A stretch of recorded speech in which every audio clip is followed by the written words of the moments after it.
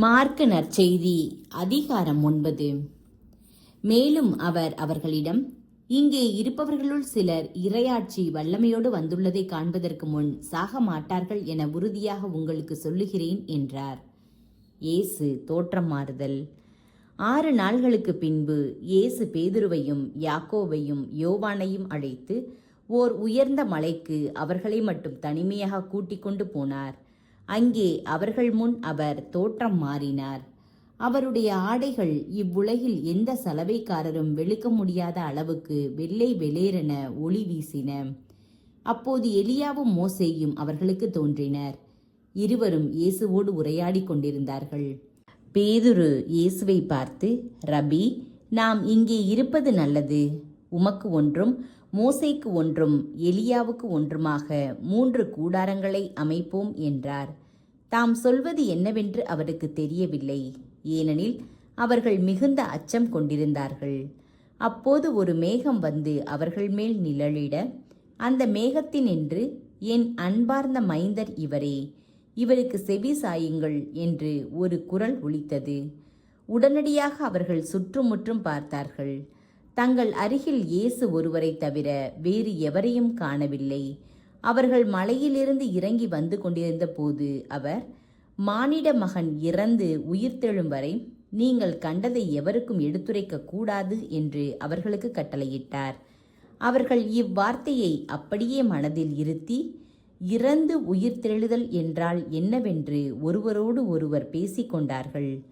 அவர்கள் அவரிடம், எலியாதான் முதலில் வரவேண்டும் என்று மறைநூல் அறிஞர் கூறுவதேன் என்று கேட்டார்கள். அதற்கு அவர், எலியா முதலில் வந்து எல்லாவற்றையும் சீர்படுத்தப் போகிறார் என்று கூறுவது உண்மையே. ஆனால் மானிட மகன் பல துன்பங்கள் படவும் இகழ்ந்து தள்ளப்படவும் வேண்டுமென்று அவரை குறித்து எழுதப்பட்டுள்ளதே, அது எப்படி? ஆகவே நான் உங்களுக்கு சொல்லுகிறேன், எலியா வந்துவிட்டார். அவர்கள் தாங்கள் விரும்பியவாறெல்லாம் அவருக்கு செய்தார்கள். அவரை குறித்து மறைநூலில் எழுதியுள்ளவாறே அவை நிகழ்ந்தன என்றார். தீய ஆவி பிடித்திருந்த சிறுவன் நலமாதல். அவர்கள் மற்ற சீடரிடம் வந்தபொழுது பெரும் திரளான மக்கள் அவர்களை சூழ்ந்திருப்பதையும் மறைநூல் அறிஞர் அவர்களுடன் வாதாடுவதையும் கண்டனர். மக்கள் அனைவரும் இயேசுவை கண்ட உடனே மிக வியப்புற்று அவரிடம் ஓடிப்போய் அவரை வாழ்த்தினர். அவர் அவர்களை நோக்கி, நீங்கள் இவர்களோடு எதை பற்றி வாதாடுகிறீர்கள் என்று கேட்டார். அப்போது கூட்டத்திலிருந்து ஒருவர் அவரை பார்த்து, போதகரே, தீய ஆவி பிடித்து பேச்சிழந்த என் மகனை உம்மிடம் கொண்டு வந்தேன். அது அவனை பிடித்து அந்த இடத்திலேயே அவனை கீழே தள்ளுகிறது. அவன் வாயில் நுரை தள்ளி பற்களை நெரிக்கிறான். உடம்பும் விறைத்து போகிறது. அதை ஓட்டிவிடும்படி நான் உம் சீடரிடம் கேட்டேன். அவர்களால் இயலவில்லை என்று கூறினார்.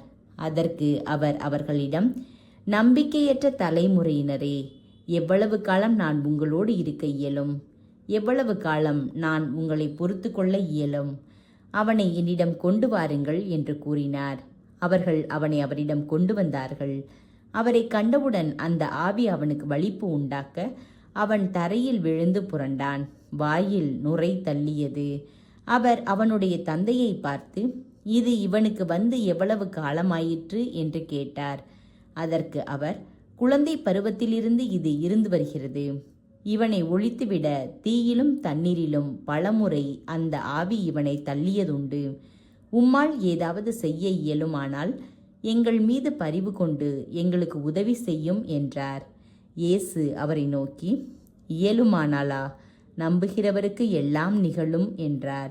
உடனே அச்சிறுவனின் தந்தை, நான் நம்புகிறேன், என் நம்பிக்கையின்மையை நீங்க உதவும் என்று கதறினார். அப்போது மக்கள் கூட்டம் தம்மிடம் ஓடி வருவதை இயேசு கண்டு அந்த தீய ஆவியை அதட்டி, ஊமை செவிட்டு ஆவியே, உனக்கு கட்டளையிடுகிறேன், இவனை விட்டு போ, இனி இவனுள் நுழையாதே என்றார். அது அலறி அவனுக்கு மிகுந்த வலிப்பு உண்டாக்கி வெளியேறியது. அச்சிறுவன் செத்தவன் போலானான். ஆகவே அவர்களுள் பலர், அவன் இறந்து விட்டான் என்றனர். இயேசு அவன் கையை பிடித்து தூக்கிவிட்டார். அவனும் எழுந்தான். அவர் வீட்டில் நுழைந்ததும் அவருடைய சீடர் அவரிடம் தனிமையாக வந்து, அதை ஏன் எங்களால் ஓட்ட இயலவில்லை என்று கேட்டனர். அதற்கு அவர், இவ்வகை பேய் இறை வேண்டலினாலும் நோன்பினாலும் அன்றி வேறு எதனாலும் வெளியேறாது என்றார். இயேசு தம் சாவை 2ஆம் முறை முன்னறிவித்தல். அவர்கள் அங்கிருந்து புறப்பட்டு கலிலேயா வழியாக சென்றார்கள். அது யாருக்கும் தெரியக்கூடாது என்று இயேசு விரும்பினார். ஏனெனில் மானிட மகன் மக்களின் கையில் ஒப்புவிக்கப்படவிருக்கிறார். அவர்கள் அவரை கொலை செய்வார்கள். கொல்லப்பட்ட 3 நாள்களுக்கு பின் அவர் உயிர்த்தெழுவார் என்று அவர் தம் சீடருக்கு கற்பித்துக் கொண்டிருந்தார். அவர் சொன்னது அவர்களுக்கு விளங்கவில்லை. அவரிடம் விளக்கம் கேட்கவும் அவர்கள் அஞ்சினார்கள். யார் மிக பெரியவர்? அவர்கள் கப்பர்நாகூமுக்கு வந்தார்கள். அவர்கள் வீட்டில் இருந்த பொழுது இயேசு, வழியில் நீங்கள் எதை பற்றி வாதாடி கொண்டிருந்தீர்கள் என்று அவர்களிடம் கேட்டார். அவர்கள் பேசாதிருந்தார்கள். ஏனெனில் தங்களுள் பெரியவர் யார் என்பதை பற்றி வழியில் ஒருவரோடு ஒருவர் வாதாடி கொண்டு வந்தார்கள். அப்பொழுது அவர் அமர்ந்து 12 கூப்பிட்டு அவர்களிடம், ஒருவர் முதல்வராக இருக்க விரும்பினால் அவர் அனைவரிலும் கடைசியானவராகவும் அனைவருக்கும் தொண்டராகவும் இருக்கட்டும் என்றார். பிறகு அவர் ஒரு சிறு பிள்ளையை எடுத்து அவர்கள் நடுவே நிறுத்தி அதை அரவணைத்து கொண்டு, இத்தகைய சிறு பிள்ளைகளுள் ஒன்றை என் பெயரால் ஏற்றுக்கொள்பவர் எவரும் என்னையே ஏற்றுக்கொள்கிறார். என்னை ஏற்றுக்கொள்பவர் என்னை மட்டுமல்ல, என்னை அனுப்பினவரையே ஏற்றுக்கொள்ளுகிறார் என்றார். இயேசுவின் பெயரால் பேய் ஓட்டியவர். அப்பொழுது யோவான் இயேசுவிடம், போதகரே, ஒருவர் உமது பெயரால் பேய்கள் ஓட்டுவதைக் கண்டு நாங்கள் அவரை தடுக்க பார்த்தோம். ஏனெனில் அவர் நம்மை சாராதவர் என்றார். அதற்கு இயேசு கூறியது, தடுக்க வேண்டாம். ஏனெனில் என் பெயரால் வல்ல செயல்கள் புரிபவர் அவ்வளவு எளிதாக என்னை குறித்து இகழ்ந்து பேச மாட்டார். ஏனெனில் நமக்கு எதிராக இராதவர் நம் சார்பாக இருக்கிறார். நீங்கள் கிறிஸ்துவை சார்ந்தவர்கள் என்பதால் உங்களுக்கு ஒரு கிண்ணம் தண்ணீர் கொடுப்பவர் கைமாறு பெறாமல் போகார் என உறுதியாக உங்களுக்கு சொல்லுகிறேன். பாவத்தில் விழ செய்தல். என் மீது நம்பிக்கை கொண்டுள்ள இச்சிறியோருள் எவரையாவது பாவத்தில் விழ செய்வோருடைய கழுத்தில் ஓர் எந்திரக்கல்லை கட்டி கடலில் தள்ளி விடுவதே அவர்களுக்கு நல்லது. உங்கள் கை உங்களை பாவத்தில் விழ செய்தால் அதை வெட்டிவிடுங்கள். நீங்கள் 2 கையுடையவராய் அணையாத நெருப்புள்ள நகரத்துக்குள் தள்ளப்படுவதை விட கை ஊனமுற்றவராய் நிலை வாழ்வில் புகுவது உங்களுக்கு நல்லது. உங்கள் கால் உங்களை பாவத்தில் விழ செய்தால் அதை வெட்டிவிடுங்கள். நீங்கள் 2 காலுடையவராய் நரகத்தில் தள்ளப்படுவதை விட கால் ஊனமுற்றவராய் வாழ்வில் புகுவது உங்களுக்கு நல்லது. உங்கள் கண் உங்களை பாவத்தில் விழ செய்தால் அதை பிடுங்கி எறிந்து விடுங்கள்.